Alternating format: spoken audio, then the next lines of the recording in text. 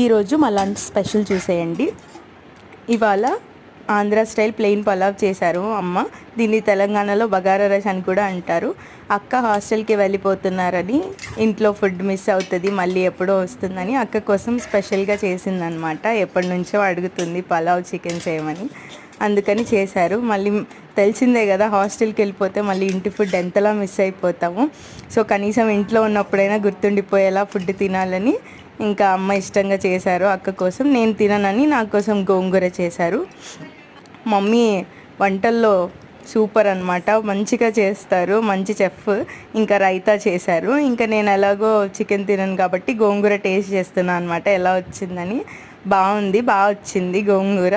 ఇంకా అక్కని chicken taste చేయమని అక్క ప్లేట్ చూపిస్తున్నాను అనమాట. చికెన్ టేస్ట్ చేసి ఎలా ఉందో చెప్పు నా వీడియో కోసం అని చెప్పి అడిగాను.